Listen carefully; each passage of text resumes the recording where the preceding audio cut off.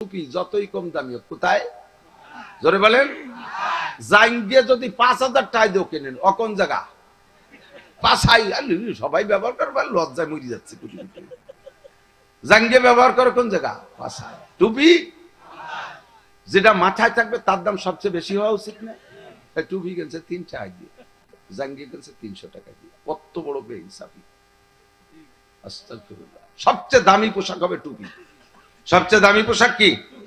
মাথার উপরে থাকে। মাথা মানে হেড, হেড মানে সবাই শ্রেষ্ঠ। সেই শ্রেষ্ঠর উপরে যে থাকে তার দাম 3 টাকা। সারা বছর বলিয়া জাঙ্গিটা সপ্তাহে 2 বার দই, মুজোজুরা 3 বার দই, অথচ টুপি দুটি সবাই পায় না। টুপি তিলে ভরিয়ে কুলুবাড়ি টুপির মতো তেল ছেটে গন্ধ হয়ে গেছে। তাই মাথাইতে শুক্রবারের মসজিদে আছে, মুসল্লি একজন পিছনে, কাকা কাকা আপনি ফাঁসে দেন। এই তোর বাপের মসজিদ, কয় টাকা দিয়ে তাই মসজিদ? হ্যাঁ, জায়গা আমার টাইলস কিনে দিয়ে আমার 7,000 টাকা সব আমার দিয়া। বেয়াদব কোথাকার! আমি মসজিদে পিছনে তোর বাপ পাশ পেয়ে যায়। কয় না কাকা আপনার টুপিতে মুতির গন্ধ করছে। পরে শুয়ে যায় যে সত্যি মুতির গন্ধ। আরে মনা হইছে, গত শুক্রবারে যে নামাজ পড়ে নিয়ে থুয়ে দিয়েছিলাম টেবিলের পর, এই টুপি তোর চাষি সেই তোষকের তলে থুইছে। মেয়েটা মুতিয়ে দিয়েছে মানে সব ওই টুপির ঘরে। বিটিকে জ্বালাই নামাজ পড়ার কায়দা নেই, এখন তো সব বিটিকে। আল্লাহ তাবারক ওয়া তাআলা শাহী দরবারে শুকর আদায় করি, যে সময় বিশ্বের প্রান্তে প্রান্তে মুসলমান মজলুম, কাফের মুশরিক ইহুদ নাসারাদের নির্যাতনে মুসলমান কচি কচি বাচ্চাগুলো পুঁটি মাছ ভাজার মতো ভাজা হয়ে যাচ্ছে। হাজারো মা বোনরা তারা সন্তান হারা হইয়া আসমানের দিক তাকায়া হাত উঁচিয়ে আর্তনাদ করতেছে। হাজার হাজার বাচ্চারা তারা মা হারা হইয়া ফাঁকা আকাশের নিচে তাকায়া আসমানের দিক তাকায় কাঁদতেছে। আমার দেশের জওয়ান তোমরা, তোমাদের মতো হাজারো যুবক গুলিবিদ্ধ হইয়া শহীদ হয়ে যাচ্ছে। নিজেদের মাতৃভূমিটা তারা ব্যবহার করতে পারছে না, ভিটা ছাড়া হইয়া ঘুরছে। সে মুহূর্তে আল্লাহ তাআলা আমাদের ছোট্ট বাংলাদেশকে আমাদের জন্য স্বাধীন করে দিয়েছেন, যার স্বাধীনতার স্বাদ আমরা বিভিন্নভাবে উপভোগ করছি। যে কোনো জায়গায় ইচ্ছা করলে আমরা মসজিদ করতে পারি, মাদ্রাসা করতে পারি, ওয়াজ মাহফিল করতে পারি, ঈদের নামাজ পড়তে পারি, ফরজ ওয়াজিব সুন্নাত গুলো আমরা ওপেনে পালন করতে পারি। বিশ্ব ইস্তেমার মতো বড় মাহফিল, চরমুনায়ের ময়দানের মতো বড় মাজমা আমরা তৈরি করতে পারি। এটা আমাদের স্বাধীনতার একটা অর্জন। তারই মধ্য থেকে একটা অংশ আমরা আজকে পেয়েছি দক্ষিণ উজানি দক্ষিণ পাড়া জামে মসজিদের কমিটির উদ্যোগে আয়োজিত আজকের এই নুরানি কোরআনী মাহফিল। এবং মাস, শ্রেষ্ঠ মাসগুলো পরপর 7টা মাস দামি। তার প্রথম মাস রজব মাস। মোটামুটি শীতও কমে গেছে, একটা উত্তম পরিবেশে আল্লাহ পাক আমাদেরকে আসার বসার তৌফিক দিয়েছেন। এতক্ষণ পর্যন্ত হযরত অত্যন্ত গুরুত্বপূর্ণ সহি কথা আল্লাহর রুবুবিয়াত বান্দার অন্তরে ঢোকানোর জন্য আল্লাহ যেভাবে বয়ান করেছেন কোরআনে কারীমের ভিতরে, তার থেকে কিছু আলোচনা করার জন্য যথেষ্ট চেষ্টা করেছেন। আমরা শুনেছি, আল্লাহ পাক আমাদেরকে বুঝার তৌফিক দান করে। সকলে বলে আমিন। এই অঞ্চলের হাজারো লাখো মানুষের মধ্য থেকে বাছাই ছাঁটাই করে আল্লাহ পাক আমাদেরকেই মনোনীত করেছেন জান্নাতের আশায় জাহান্নামের ভয়ে, সওয়াবের আশায় গুনার ভয়ে, হিদায়াতের আশায় গুমরাহির ভয়ে, শিরিক ও কুফর মুক্ত ঈমান গড়ার লক্ষ্যে বিদআত মুক্ত সুন্নতি আমলের প্রশিক্ষণ নেওয়া ও দেওয়ার জন্য আল্লাহ পাক আমাদেরকে আসার বসার তৌফিক দিয়েছেন। শুকর আদায় করি আলহামদুলিল্লাহ। ইসআদাত বাজোরে বাজু নিস্তানা বখশত খুদায়ে বখশেন্দা। বুজুর্গানে দিন বলেন, আমরা যে ধর্মের কাজ যতটুকু করতে পারি এটা আমাদের বাহুবলে নয়। যদি আল্লাহ পাক তৌফিক না দান করেন, সুযোগ না দেন, শক্তি না দেন, তাহলে এটা করা সম্ভব না। স্বাস্থ্যের বলে, শক্তির বলে, অর্থের বলে, দলের বলে, ক্ষমতার বলে, চেহারার বলে, শিক্ষার বলে, সার্টিফিকেটের বলে ধর্ম গ্রহণ করা, ধর্মের কাজ করা এটা সম্ভব না। মান ইয়াহদিল্লাহু ফাহুয়াল মুহতাদ ওয়া মান ইউদ্লিল ফালান তাজিদ লাহু ওয়ালিয়্যাম মুরশিদা। আল্লাহ তাআলা যাকে হিদায়াত দেন কেউ তাকে গোমরা করতে পারে। আল্লাহ তাআলা যদি কেউকে হিদায়াত না দেন, সারা দুনিয়ার বক্তা মিলেও তাকে ওয়াজ করে লাইনে আনতে পারবে না। বিশ্ব শ্রেষ্ঠ বক্তা, বক্তা সম্রাট, সৈয়দুল খুতাবা, সমস্ত নবীদের নবী, ফেরেশতাদের নবী, ইমামুল আম্বিয়া ওয়াল মুরসালিন ওয়াল মালাকুত, নবী রাসূল এবং ফেরেশতাদের এক ওয়াক্তের ইমামও আমার নবী, আপনার নবী মুহাম্মদুর রাসূলুল্লাহ সাল্লাল্লাহু আলাইহি ওয়াসাল্লামের চাইতে বড় বক্তা তোর জগতে আসেনি। কিছুদিন পর একজন আসবে। তো আমার নবীর মতো বক্তা সামনে, চোখের সামনে বিশ্ববিখ্যাত পণ্ডিত মিস্টার আবু জাহেলকে লাগাতার 13টা বছর ওয়াজ করছে, তারপরও তাকে হিদায়াত দিতে পারে। কারণ হিদায়াত কার হাতে? আল্লাহর হাতে। হিদায়াত একটু প্রশ্ন থেকে যায়, অনেকে আবার এই সুবাদে যথেষ্ট অলসতাও করে। সবকিছুই আল্লাহর হাতে, হিদায়াত আল্লাহর হাতে। আল্লাহ দিলি তো হিদায়াত পাবো, আমার দেই নাই তো এখানে আমার কি আছে? আল্লাহ যা করে তারপর আমার পূর্ণ বিশ্বাস, অল কদরি খাইরিহি ওয়া শাররিহি মিনাল্লাহি তাআলা। আমি তো বিশ্বাস করি ভাগ্য আল্লাহর পক্ষ থেকে বন্টিত, কাজে এখানে আমার জোরাজুরির কিছু নাই। রুজিতে বিড়ি আছে তাই খাই, লিখে রাখছে, না খাই করবো কি? ভাগ্যে নামাজ নাই, আল্লাহ লেখে নাই, তার পড়বো কি? এরকম কোন হলো একদল আছে না? তুমি যদি বলো যে রুজিতে গাঁজা লিখে রাখছে তাই খাই, তাহলে দুটো জুতোর বাড়িও দেই, খাও, রুজিতে লেখা আছে, ঝামেলা বাঁধাইও না। গাঁজার পর এত তকদিরের বিশ্বাস, জুতোর বাড়ির পরও খুশি থাও, সে জায়গাও আমার সাথে গেঞ্জাম বাঁধাও কে? আল্লাহ পাক বলে, মানি দাদা ফা ইন্নামা ইয়াহতাদি লিনাফসি। হিদায়াত পাইতে হলে হিদায়াত চাওয়া লাগে। এ জায়গা তোমার স্বাধীনতা দিয়েছি, তোমাকে জ্ঞান দিয়েছি, বুদ্ধি দিয়েছি, পরিপূর্ণ স্বাধীনতা দিয়েছি। তুমি যদি হিদায়াত চাও তাহলে হিদায়াত পাইবা, আর হিদায়াত যদি না চাও তাহলে আমি অত দায় ঠেকি নাই যে তোমার সাইডে হিদায়াত দেব। হিদায়াত পাইলে তোমার লাভ। মান ইহতাদা ফা ইন্নামা ইয়াহতাদি লিনাফসি ওয়া মান দাল্লা ফা ইন্নামা ইয়াদিল্লু আলাইহা। আল্লাহু আকবার। আল্লাহ পাক বলেন, হিদায়াতের স্বাদ তুমি গ্রহণ করবা, গুমরাহির স্বাদও তুমি গ্রহণ করবা, উপভোগ করবা। আমি উলামায়ে কিরাম আম্বিয়া আলাইহিমুস সালাতু ওয়াস সালামের মাধ্যমে তোমাদের দুইটা পথ দেখাই দিয়েছি। দুনিয়ায় কোন মখলুক, কোন প্রাণীকে আমি স্বাধীনতা দেই নাই, একমাত্র মানুষকে আর জিনকে আমি স্বাধীনতা দিয়েছি। যাদের স্বাধীনতা দেই নাই তাদের কিয়ামতে বিচার হবে না, তাদের মুনকার নাকির নাই, তাদের জন্য কিরামান কাতিবিন নাই, তাদের জন্য কবরে 3 প্রশ্ন নাই, তাদের জন্য মিজান নাই, পুলসিরাত নাই, তাদের জন্য কোনো হিসাব নিকাশ নাই। তারা কিয়ামতের ময়দানে উঠবে, তবে তারা মাটি হয়ে যাবে। চোখের সামনে প্রাণীগুলো লড়াই করতে করতে মাটি হয়ে যাবে। কাফেররা চিৎকার মেরে বলবে, ওয়ায়াকুলুল কাফিরু ইয়া লাইতানি কুনতু তুরাবা।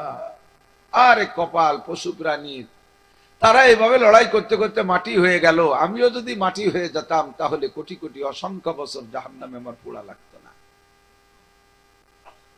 বন্ধুরে, একমাত্র মানব জাতি আর জিনকে আল্লাহ স্বাধীনতা দিয়েছেন। স্বাধীনতাকে ব্যবহার করে তুমি ভালো হতে পারো, সুযোগ তোমার আছে।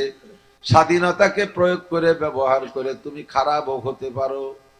তুমি 2, 3, 4 ফেব্রুয়ারিতে তুমি ইজতেমাও যাইতে পারো স্বাধীনতা ব্যবহার করে। আবার 12ই চৈত্র তুমি উড়াকান দিয়েও যেতে পারো স্বাধীনতা ব্যবহার করে। সুযোগ আছে না নাই? কয়জন মানুষ ইজতেমায় যাবে আর কয়জন মানুষ উড়াকান দিয়ে যাবে, আল্লাহর খাতায় হিসাব আছে, আছে না? আল্লাহু আকবার।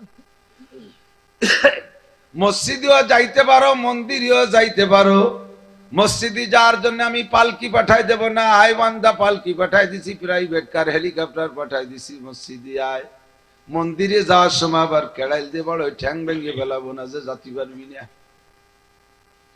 মাদ্রাসায় যাইতে পারো তার জন্য গাড়ি পাঠাই দেব না, স্কুল কলেজে যাইতে পারো সেখান থেকে আমি ঠেকাবো না, মধু পান করতে পারো আমি বোতল ভরে পাঠাই দেব না, মদ খাইতে পারো আমি তোমার মুখ চিপে ধরবো না, বিবাহ করতে পারো তোমার বিয়ের বাজার আমি করে দেব না, আবার জিনা করতে পারো সেখান থেকে সাথে সাথে আমি আল্লাহ পিটেন দেব না, ধরা পড়লে জুতোর বাড়ি খাওয়া, যেটা তোমাকে মানসি বাড়িবে, আমি যে নিজেও বাড়িব না, ঠিক না? আল্লাহু আকবার। আল্লাহ পাক যারা হিদায়াত দেয় সে হিদায়াত পায়, তবে হিদায়াত বান্দার চাইতে হবে। আবু জাহেল 13টা বছর নবীর বয়ান শুনছে, হিদায়াত চাই নাই, বিদায় পাই নাই। হযরতকে মারতে যাইয়া ভিতরে ভিতরে অন্য ফিকির ছিল হয়তো, আল্লাহ পাক সেই গুণে হযরত ওমরকে হিদায়াত দিয়ে দিয়েছে। কাজী বন্ধু, বয়ান শোনার জন্য, বয়ান থেকে হিদায়াত পাওয়ার জন্য সকলের মনের তামান্না থাকতে হবে। সব মানুষ নীরব নিস্তব্ধ বসে আছেন, সামনের পর যদি একটা লোক এলোমেলো করেন, বক্তা বয়ান করতে পারবে না। আমার নবী, আপনার নবী, বিশ্ব নবী বয়ান করতেছেন, আজকে বয়ানের রস নাই, জিহ্বায় রস নাই, শুকিয়ে শুকিয়ে আসতেছে ডায়াবেটিসের রোগীর মতো। কথা আসে আসে না, বাধা লাগে লাগে ভাব। পরিস্থিতি দেখে জিবরিল আলাইহিস সালাতু ওয়াস সালাম আয়েশা আল্লাহ পাঠিয়েছেন, যাও জিবরাইল, আমার বন্ধু আজকে কেন রসালো বয়ান আগবয় করতে পারছে না, শুকনো শুকনো ভাব কেন, জিজ্ঞাসা করো। জিবরাইল আয়েশা নবী পাকের মাথায় হাত দিয়ে বলেন, হুজুর কি খবর, আজকে কথা বলতে পারছেন না কেন? নবী জবাব দেয়, জিবরাইল, আমার সোনার সাহাবাগুলো দেখো যেন মাটির সাথে লাইগা গেছে, নড়া নাই চড়া নাই, চোখে পলক মারতিছে না, নীরব নিস্তব্ধ বসে আছে। ওই যে মাঝখানে একটা বুড়ো লোক, ওই বুড়োর জ্বালায় আমি ওয়াজ করতে পারতেছি না। এ জায়গাও 3-4 জন পিছনের দিক তাকায় দেখতেছে, সেই বুড়ো কদ্দূর, সে বুড়ো এ জায়গা নাই। জিবরাইল কয়, হুজুর বুড়ো কি করে? কয়, বুড়ো মুখে মুখে তর্ক করে, পক্ষে বললি চুপ থাকে, বিপক্ষে বলার সঙ্গে সঙ্গে কোরআনে যদি বিপক্ষে বলে, বুড়োর বিপক্ষে পড়লে দাঁড়ায় যায়, কোন কোন পেশাব করতে যায়, আইসে মাঝখানে বসে পাশা ফিরে দিয়ে বসে থাকে, মুগিমি তর্ক করে, বসে বসে বাদাম খায়, খেজুর খায়, চানাচুর খায়, ফুটফুট করে কথা কয়। বুড়োর জ্বালায় আমি ওয়াজ করতে পারতেছি না, মাত্র এক বুড়ো। হুজুর কয়, বুড়োরে চেনেন? কয়, হ্যাঁ, ওর নাম ওলীদ ইবনে মুগীরা, ওর নাম ওলীদ, ওর বাপের নাম মুগীরা, পরিচিত বাপ মুগীরা। জিবরাইল কয়, হুজুর ওর অরিজিনাল বাপের নাম মুগীরা না, ওর বাপ হলো মুগীরার বাড়ির গোলাম, ওর জীবনে 9টা দোষ আছে, এই 9 দোষের কারণে কোরআনের মজলিসের আদব রক্ষা করতে পারে না, বক্তার সাথে কথা বলার সিস্টেম জানে না, বক্তার সাথে মুখে মুখে তর্ক করে, আপনার মতো বক্তার সাথে সুইয়া আদব করে, বেয়াদবি করে। ওগো নবী, ওর 9টা দোষের ভিতরে একটা দোষ হলো উতুল্লিম বাদা যালিকা জানিম, ও হলো হারামজাদা যার সন্তান। কে সামারির মায় দারুন নদওয়ার ভিতরে মিস্টার আবু জাহেল, সৌদি আরবের গভর্নর, পুরো কাফেরদেরকে ডাইকা বলে দিয়েছে, ওয়াকালাল্লাযীনা কাফারু লা তাসমাউ লিহাদাল কুরআনি ওয়ালগাউ ফীহি লাআল্লাকুম তাগলিবুন। আবু জাহেল বলে দিয়েছে, মুহাম্মাদের তিলাওয়াতের ভিতরে এমন আকর্ষণ, এমন চুম্বক তর্জমা লাগে না, শুধু তিলাওয়াত করে, আল্লাহ পাক তাকে এমন একটা নুরানি কণ্ঠ আর সুর দিয়েছে, যেই তিলাওয়াত শুনলে কাফের পর্যন্ত দাঁড়িয়ে দাঁড়িয়ে তিলাওয়াত শুনতে বাধ্য হয়, আর তার তিলাওয়াত শুই না কাফের মুসলমান হয়ে যায়। কাজেই তোমরা যারা আমার সংসদে আছো, তোমরা যে কোনো জায়গায় মুহাম্মদ ও তার সাহাবাদের কোরআনের মজলিস পাইলে ওর মধ্যে যাইয়া ঘন ঘন কথা বলবা, হই হুল্লা করবা, চিল্লা পাল্লা করবা, লাআল্লাকুম তাগলিবুন, তাহলে তোমরা বিজয়ী হবা, মুহাম্মদ ও তার দলবল পরাজিত হবে। মিস্টার আবু জাহেলের এই হুকুমের পরে মজলিসের ভিতরে সবচাইতে বেশি বেয়াদবি করছে যেই লোকটা, সেই লোকটা হলো ওই বুড়ো বদমাশ ওলীদ ইবনে মুগীরা। জিব্রাইল কা হুজুর শুধু ওয়ালিদ ইবনে মুগিরা হারামজাদা না, কিয়ামত পর্যন্ত ইসলামের বিপক্ষে যারা কথা বলবে, ধর্মীয় প্রোগ্রামের বিপক্ষে যারা কথা বলবে, উলামায়ে কেরামের সাথে যারা বেয়াদবি করবে, মসজিদ মাদ্রাসার সাথে যারা বিদ্রোহ করবে, কুরআনী হুকুমাত বাস্তবায়নের বিপক্ষে কথা বলবে, তথা এক কথা ইসলাম যারা মানতে চাইবে না, হতে পারে মুসলমানের ঘরে জন্ম নিয়েছে, হুজুর তদন্ত করে দেখবেন ওর জন্মের মধ্যে সমস্যা আছে। জন্মের সময় যার বিসমিল্লাতে ভুল, ও ছেলে নবীর সরা করে না কবুল, ওইটার জন্মের মধ্যে হয় ডাইরেক্ট সমস্যা, নইলে ইনডাইরেক্ট সমস্যা। কিছু কব, কষ্ট হচ্ছে? দোষ থাকলে পবিত্র হয়ে যাব, রাজি আছেন ইনশাআল্লাহ? ময়দানটা হলো ইসলাহের মজলিস। আমার বয়ানে আমিও ভালো হব, আমার বয়ানে শ্রোতারাও ভালো হবে। আমার ওয়াজ আপনি শোনার আগে আমার ওয়াজ আগে আমি শুনি। আমার ওয়াজে যদি 1000 মানুষের মন তৈরি হতে পারে, আমার ওয়াজে কেন আমি তৈরি হব না? বয়ান শুধু আপনাদের জন্য করি না, বয়ান আমার জন্যও করি। জিব্রাইল কে হুজুর একালো ডাইরেক্ট হারামজাদা অর্থাৎ অবৈধ মিলন করে কোথাও থেকে গর্ভধারণ করে সন্তান নিয়ে এসেছে। বিবাহিত স্বামীর সাথে মিলনে নয়, স্বামী ঘরে থাকতো অন্য জায়গা প্রেম প্রণয় করে, অন্য জায়গা যায় প্রণয় করে, অন্য মানুষের সাথে প্রেম করে, সে জায়গা থেকে যৌন মিলন করে গর্ভধারণ করে, এর নাম হলো ডাইরেক্ট হারামজাদা। বাংলায় কয় জারজ সন্তান, আমাদের গোপালগঞ্জে বাংলায় কয় জারুর বাচ্চা। ঠিক আছে না? এটা হলো ডাইরেক্ট হারামজাদা। আর একটা হলো ইনডাইরেক্ট, বাপেরই সন্তান, তবে ওর মধ্যে হারামের একটু গন্ধ আছে, সেও কুরআন সুন্নাহর বিপক্ষে বেয়াদবি করতে পারে। সেটা কেমন? আল্লাহ পাক বলেন নিসাউকুম হারসুল লাকুম ফাতু হারসাকুম আন্না শিতুম, হে পুরুষরা তোমাদের স্ত্রীরা তোমাদের ক্ষেত, তোমাদের জমি। বুঝতেছেন তো? আপনার এই বিলের মধ্যে জমি আছে, 1 বিঘে জমি আছে, আপনার জমিতে আপনি দিনেও যাইতে পারেন, রাত্রেও যাইতে পারেন, সকালেও যাইতে পারেন, বিকেলেও যাইতে পারেন, পশ্চিম পাশে যেতে পারেন, উত্তর পাশে যেতে পারেন, দক্ষিণ পাশে যেতে পারেন, পূর্ব পাশে যাইতে পারেন, উপর দিয়ে হেলিকপ্টার নিয়ে নামতে পারেন, তলদিন দূরের মতো খুশি উঠতে পারেন। আপনার জমি, খুশি না সেরকম না? কেউ ঠেকানোর আছে?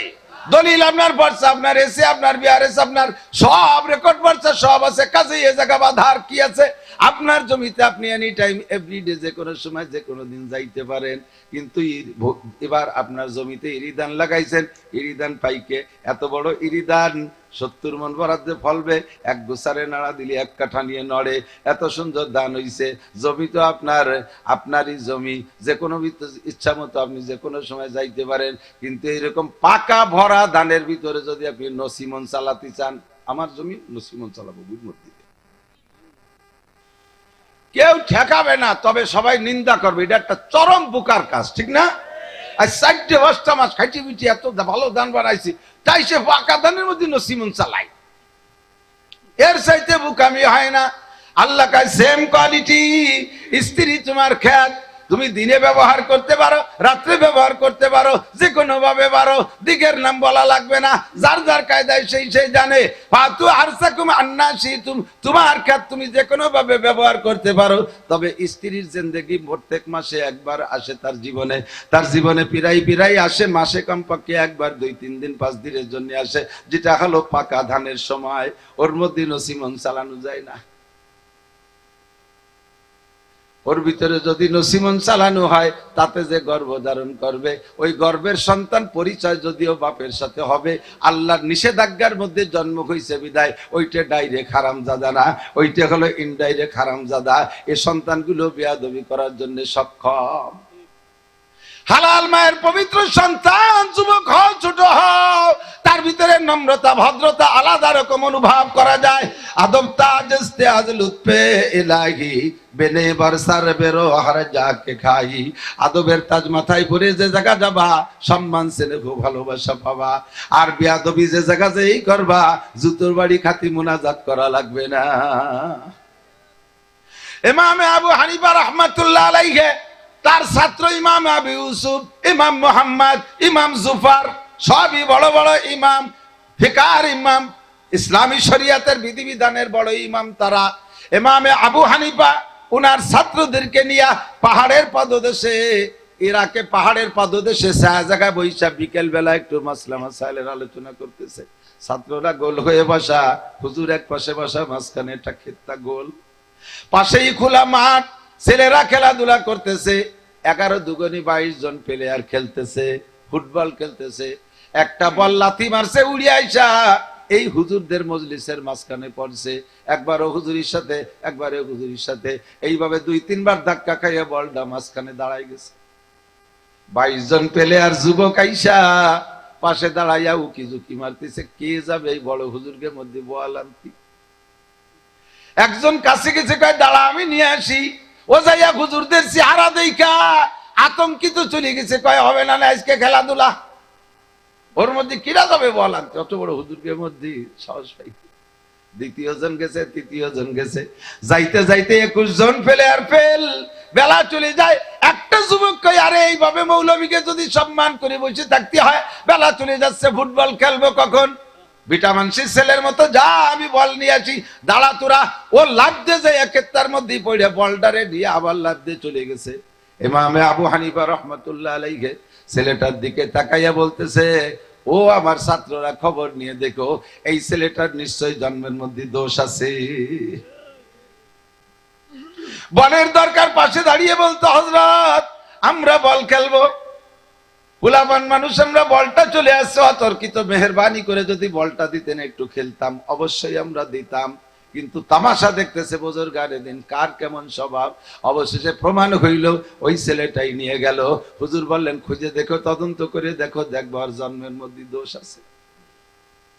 কয়েকদিন পর ছাত্রদের মধ্যে একজন আইসা ইমামে আবু হানিফাকে বলছে, হযরত আমি তাহকিক করেছি, আমি তদন্ত করেছি, খোঁজ পেয়েছি, ওই ছেলেটার জন্মের মধ্যে দোষ এ জাতীয় আছে। ওই ছেলেটা যখন গর্ভে, ওর মায়ের গর্ভে ছিল, ওর আব্বা এসে আমার কাছে ফতোয়া চেয়েছে, হুজুর মাসিকের ভিতরে স্ত্রী ব্যবহার করা নিষেধ, আমি তো ভুল করে ফেলাইছি, সন্দেহ হচ্ছে এই মিলনেই গর্ভধারণ হয়ে গেছে, হুজুর আমার কি হবে? হুজুর কয়, আর করার কি আছে, তওবা করো। কয়, হুজুর আমি এই ফতোয়া ওই ছেলে ওই লোকটাকে দিয়েছিলাম। কিছুদিন পরে এসে লোকটা এসে কয়, হুজুর একটা পুত্র সন্তান আল্লাহ ওই গর্ভে দিয়েছে। খবর নিয়ে দেখা গেল সেই ছেলেটাই এই ছেলেটা।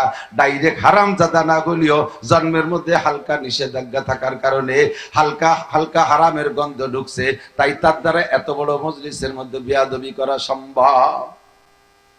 এ আমার গোপালগঞ্জের সন্তান, প্রিয় বন্ধুরা, আমাদের গোপালগঞ্জ আওয়ামী লীগের বেল্ট ধরে নেওয়া যায় 90% আওয়ামী লীগ, 10% অন্য দল থাকতে পারে, 90% আওয়ামী লীগের এলাকার লোক। স্থানীয় ক্ষমতা বলে, প্রধানমন্ত্রীর বলে, আমাদের মন্ত্রী মহোদয়ের বলে, কোন দলের বলে, উলামায়ে কিরামের সাথে বেয়াদবি করবা না, ধর্মের সাথে বেয়াদবি করবা না, মুরব্বীদের সাথে বেয়াদবি করবা না, মাদ্রাসার সাথে বিদ্রোহ করবা না, মসজিদের সাথে বিদ্রোহ করবা না। আরে যদিও সামনের পাড়ার আলেম উলামা নিজেদের দুর্বলতার কারণে তোমারে বেয়াদব বলে বলতে না পারে, অন্তরে বুঝে ফেলাইছি তোমার জন্মের মধ্যে কোনো না কোনো দোষ আছে, নইলে তুমি এমন আচরণ করতে পারতে না। আল্লাহ পাক বলেন, মানে আদানি ওয়ালিয়ান ফাকাদ আযানতু বিল হারব। মাদ্রাসার ছোট্ট একটা ছেলের সাথে তুমি বেয়াদবি করেছো, থাপ্পড় দিয়েছো, প্রতিবাদ করতে পারে নাই, প্রতিশোধ নিতে পারে নাই, ওর কিন্তু একটা টেলিফোন নাম্বার আছে, এখনই কথা বলতে পারে নাই। দুনিয়ায় তোমার আওয়ামী লীগের নেতা আছে, বিএনপির নেতা আছে, রাজনৈতিক নেতা আছে, স্থানীয় প্রভাবশালী মানুষের ছেলে তুমি, বাপের ধন সম্পদ আছে, অনেক কিছু আছে। আরে তুমি এখন এত যা খুশি করে ফেললে, ওই ছেলেটা তোমার সাথে প্রতিবাদ করতে পারে নাই। গভীর রাত্রে, শেষ রাত্রেও মাদ্রাসায় ওঠে, মাদ্রাসার কওমি মাদ্রাসার ছেলেরা শেষ রাত্রি বাধ্যতামূলক ওঠেই, ওযু বানাইয়া দেয়া যায়, নামাজে দাঁড়িয়ে 2 রাকাত নামাজ পড়ে মালিকের কাছে দিন ভরে টেলিফোন করছে, মালিক দিনের বেলা জবাব দেয় নাই। আল্লাহ পাকের টেলিফোন নাম্বার 24434, কত? 24434, 2 ফজরের 2 রাকাত, 4 যোহরের 4 রাকাত, এরপরে 4 আসরের 4 রাকাত, 3 মাগরিবের 3 রাকাত, ইশার 4 রাকাত, আর 4 24434 নম্বরে দিন ভরে কল করছে। রাতের বেলা শেষ রাত্রি আল্লাহ পাক নিজেই ব্যাক করছে উঠা। আল্লাহ পাক আখিরি আসমানে এসে কয়, আলা মুস্তাগফিরিন ফাগফির আলা। আলা মুস্তাগফিরিন ফাগফিরাল্লাহ। এ আব্দুর রহমান কোন মাদ্রাসায় পড়ো? জামালউদ্দিন কোন মাদ্রাসায় পড়ো? আরে তুমি কোন জায়গায় তাবলীগ করো? কোন জায়গায় তুমি কি করো? কোন মসজিদের ইমামতি করো? কোন মসজিদের মুয়াজ্জিনি করো? আসো, তুমি উঠে আসো, তোমার কি সমস্যা আমার কাছে বলো। গুনাহ থাকলে আগে ক্ষমা চাও, আমি মাফ করে দেব। আলা মুস্তাশফিন ফাওয়াফিয়া, তুমি অসুস্থ আছো, সুস্থ করে দেব। আলা মুস্তারজিকিন ফারজুকা, অভাব আছে আমার কাছে চাও, আমি অভাব দূর করে দেব। আলা কাদা আলা কাদা, এমন করে ফজর পর্যন্ত আল্লাহ পাক রব্বুল আলামিন ডাইকা ওরে ব্যাক কল করে ডাইকে ডাইকে জিজ্ঞেস করে, ও যদি কয় রব্বুল আলামিন দিনের বেলা আমি এইভাবে দুর্বল, আল্লাহ আমি অসহায়, আমার সাথে স্থানীয় যুবকরা ক্ষমতা বলে এই করেছে, আল্লাহ বিচার তোমার কাছে আমি প্রতিশোধ নিতে পারি নাই। আল্লাহ কয় ফজরের সময় মাই কি খবর পাবি, ঘটনা কি ঘইটা গেছে। মসজিদে যাবে, যাই নামাজ সাইডা উঠে রওনা দিছে ঘরের থেকে। মসজিদে যাওয়ার পথে শুনে মসজিদের মুয়াজ্জিন সাহেব এলান করতেছেন, শোক সংবাদ, শোক সংবাদ, শোক সংবাদ। অমুক মাতুব্বারের অমুক মাতুব্বার ছেলে রাতে 11টা 12টার পরে গাঁজা খাইয়া আসার পথে, গাঁজা খাইয়া আসার পথে বিশ্ব রোডে ট্রাকের সাথে ডইলা গেছে। যুদ্ধ কে করছে? কে করছে? আল্লাহ কয় যে আমার বন্ধুর সাথে বেয়াদবি করে আমি আল্লাহ তাআলা তার সাথে যুদ্ধ করি। আর আল্লাহর যুদ্ধ করতে কামান লাগে না, আল্লাহর যুদ্ধ করতে বন্দুক লাগে না, আল্লাহর যুদ্ধ করতে কোনো বোমারু বিমান লাগে না। কথা বলেন ঠিক কি ঠিক না? ওয়াইদা আরাদা শাইআন আইয়াকুলা লাহু কুন ফায়াকুন। আমার প্রাণপ্রিয় যুবক বন্ধুরা, আমার গোপালগঞ্জে কোনো বেয়াদব নাই, আমার এই মজলিসে কোনো বেয়াদব নাই, সকলেই আমার মহব্বতের বন্ধু। সতর্ক করে দেই, সতর্ক করে দেই, একে চশমে জাদান গা পেলা যা শাহনা বাসি শায়াদ কেনে গা কুনাদা গাহনা বাসি। কোন সময় কিনা হাই ছাড়িয়ে বসে, আল্লাহ পাকের দোয়া কবুল হবার সময় যদি মিলে যায়, তাহলে ওই হাইতে কিন্তু তুমি উড়িয়ে যাবা। সাবধান, কোন নেতার প্ররোচনায় আমরা বেয়াদবি করতে রাজি। জোরে বলেন রাজি। আমার কবরে আমাকে যেতে হবে, আমার কবরে আমাকে যেতে হবে, আমার জবাব আমাকে দিতে হবে। আল্লাহ তাজিরু ওয়াজিরাতু বিজরা উখরা, একজনের গুনার বোঝা আরেকজনে বহন করবে। কাজেই আমি সবচাইতে সতর্ক থাকবো আদবের দিকটা। হুজুর বলেন আল্লাহ মানি রব্বি। আরে আদব কত জরুরি শুনে নাও বান্দা। আল্লাহ মানি রব্বি, এলেম কত জরুরি। আল্লাহ পাক আমাকে নিজে এলেম শিক্ষা দিয়েছেন। ফাসানা তাদিবি, দুনিয়ার সব শিক্ষার এলেমের চাইতে আমি মুহাম্মদুর রাসূলুল্লাহ শিক্ষা সবচাইতে শ্রেষ্ঠ। কথা বলেন ঠিক কিনা? ওয়া আদাবানি রব্বি। এরপরে হুজুর কয় আরেকটা জিনিস ইম্পর্টেন্ট, ভেরি ভেরি ইম্পর্টেন্ট, অত্যন্ত জরুরি, সেটা হলো আদব। এটা আমাকে আল্লাহ শিক্ষা দিয়েছে। যদি জরুরি না হতো আল্লাহ আমাকে আদব শিক্ষা দিতেন না। বলতেন যে তুমি ইন্ডাস্ট্রিজ করো, কলকারখানা করো, আবিষ্কার করো, এটা করো, ওটা করো, সবটা করতো, এগুলো বলতেন। আল্লাহ আমাকে খাস ভাবে আদব শিক্ষা দিয়েছেন। এর জন্য হুজুর কয় এদিকটা গান মাউলিদ আলাহু ওয়ালাদুন ফালিহসিন ইসমা ওয়া আদাবা। এ মুসলমান, তোমাকে যদি আল্লাহ পাক সন্তান দান করে, তাহলে তুমি আব্বা হিসেবে প্রথম দায়িত্ব হলো ফালিহসিন ইসমা, সুন্দর করে তাকে একটা নাম রাখো। কিয়ামতের ময়দানে নামের ওসিলায় লক্ষ লক্ষ মানুষ পার হয়ে যাবে। কিছু নাই। আল্লাহ পাক গফফার নামের সাথে আত্মপ্রকাশ করছে, মাফ করার ইচ্ছা করছে। আর পাইকারি মাপ, সালে সুতোয় মাফ করতেছে। একজনের মাপ পেয়ে গেছে, কি করে জানেন? সারা জিন্দেগি গুনাহ, শুধুমাত্র কলেমা পড়া মুসলমান, গুনায় বস্তা ভরা। ওই লোকটা লিখতেছিল, লেখার ভিতরে দেখে যে একটা মাছি বারবার এসে কলমের নিবের উপরে পড়তেছে। এখনকার নিবির বান মাছি পড়ি, মাছির কোনো লাভ নাই, কারণ নি হলো বল পেন, ওতে কালি তো তরল না, লেয়ার আগে আগে শুয়ে যায়।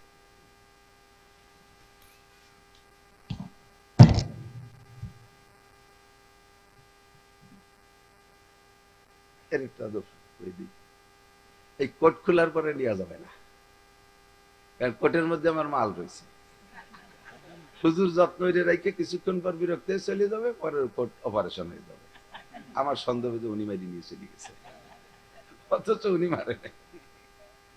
কোট, তারপরে হ্যান্ডব্যাগ, এগুলো নেওয়া যাবে না। এটা একটা আদব। আদবের কথা আইসে যে একটু কয়ে যায় নাকি? এই গামছা খান সাথে নিয়ে ঘুরি না, এই গামছা আমার আদবের জন্য নেই। অনেক সময় ওযু বানানোর পরে তালবি আলিমরা এই রুমাল দেয়, হুজুর এটি দেন, এটা আদবের খেলাফ। আদব বলা হয় ওযু শাফি মহল্লি, যা যেখানে রাখা দরকার তার সেখানে রাখার নাম আদব। এটারে বানানো হয়েছে সম্মানী পোশাক মাথায় দেওয়ার জন্য, গামছা এর জন্য বানানো। গামছা কি পাগড়ি বানানোর জন্য বানাইছে? এ নাক মুখ হাত পা মুছার জন্য না। খাইতে বসলে দস্তারখান দেন, ওই যে গামছা একখানে নিয়ে বসে গেছে। সে খান সাহেবের খবরই নেই, দস্তারখানের খবরই নেই, বাড়ির মধ্যে কোনো জায়গায় খান সাহেব খুঁজে পাওয়া যাচ্ছে না, গামছা বিছিয়ে দিচ্ছে। এটা আদবের খেলা।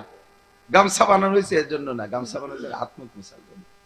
এবার প্রত্যেকের গামছার উপরে নিজস্ব একটা হিসাব নিকাশ আছে। গামছার স্বভাব আর মানুষের স্বভাব হলো গামছা হাতে পালি দলা বলা কায়দায় দিতে। আপনার কান্দে আপনি নাক মুছছেন, আমার কান্দে আমি মুছছি। এবার আমি অজু বানানোর পরে আপনার গামছা আন্দোলন দিয়েছেন, ওর মধ্যে পাহা কিরিম এতখানি রয়েছে, অ্যাক্সিডেন্ট হয়েছে তো আমার। তারপরে তো এই গামছা সাথে নাই, যে যা কয়তো এয়ারপোর্টে উঠছি, বিমান উঠছি, সেদিন গামছা হাতে হয়ে যায়। এই বিমান বালারা হাসতেছে, কয় হুজুর আপনি ইয়ালি আসেন, বিটি তো টিস্যুর পর আমার বিশ্বাস নেই। রাতের বেলা ওষু বানাইছি, দালবি আলিম গামছা এক কান্দেছে, অন্ধকারে মুখ মুসজিদে তেল তিলি ঘটনা কি পরে দেখি যে আরে হেনে খানিক টানাই দিছে, হেনে খানিক টানাইছে, পাহা গাঢ় বিয়ে কালার। সেই থেকে আর পরের গামছা আমি ধরি না। যে যা বলুক মসজিদের গামছা আর পাউ পচা গন্ধ না, মুস্তি মুস্তি আর কোন নীল দাঁড়া নাই। আল্লাহু আকবার। সরে চলে যাই কোন জায়গাতে জানো, কি কইছি মনে আছে? আদাবানি রব্বি, আল্লাহ আমাকে আদব শিক্ষা দিয়েছেন। এগুলো সব আদব, অজু শেফি মহল্লি, তাই বলছি না, যা যেখানে রাখা দরকার সেটা সেই জায়গায় ব্যবহার কর। টুপি যতই কম দামি হোক, কোথায়? জোরে বলেন। জাঙ্গিয়ে যদি 5,000 টাকা দিও কেনেন, অকোন জায়গা পাশাই সবাই ব্যবহার করবার লজ্জায় মরি যাচ্ছে। জাঙ্গিয়ে ব্যবহার করো কোন জায়গা? পাশায়। টুপি যেটা মাথায় থাকবে তার দাম সবচেয়ে বেশি হওয়া উচিত না? টুপি কিনছে 3 টাকা দিয়ে, জাঙ্গিয়ে কিনছে 300 টাকা দিয়ে, কত বড় বেইনসাফি। আস্তাগফিরুল্লাহ। সবচেয়ে দামি পোশাক হবে টুপি। সবচেয়ে দামি পোশাক কি? মাথার উপরে থাকে, মাথা মানে হেড, হেড মানে সবাই শ্রেষ্ঠ, সেই শ্রেষ্ঠর উপরে যে থাকে তার দাম 3 টাকা। সারা বছর বলিয়া জাঙ্গিটা সপ্তাহে 2 বার দই, মুজোজুরা 3 বার দই, অথচ টুপি ধুতি সবাই পায় না। টুপি তিলিয়ে ভরিয়ে কুলুবাড়ি টুপির মতো তেল ছেটে গন্ধ হয়ে গেছে। তাই মাথাইতে শুক্রবারের মসজিদে আছে, মুসল্লি একজন পিছনে, কাকা কাকা আপনি ফাঁসে দেন, এই তোর বাপের মসজিদ, কয় টাকা দিয়ে খাইস মসজিদ? হ্যাঁ জায়গা আমার টাইলস কিনে দিয়ে, আমার সাদের টাকা সব আমার দিয়া, বেয়াদব কোথাকার। আমি মসজিদে পিছনে তোর বাপ বাস পেয়ে যায়। কয় না কাকা আপনার টুপিতে মুতির গন্ধ করছে। পরে শুয়ে দেয় যে সত্যি মুতির গন্ধ। আরে মনা হইছে, গত শুক্রবারে যে নামাজ পড়ে নিয়ে থুয়ে দিয়েছিলাম টেবিলের পর, এই টুপি তোর চাষি সে তোষকের তলে থুইছে, মেয়েটা মুতিয়ে দিয়েছে মনে সব ওই টুপির মধ্যে। বিটিকে জ্বালাই নামাজ পড়ার কায়দা নেই, দোষ সব বিটিকে।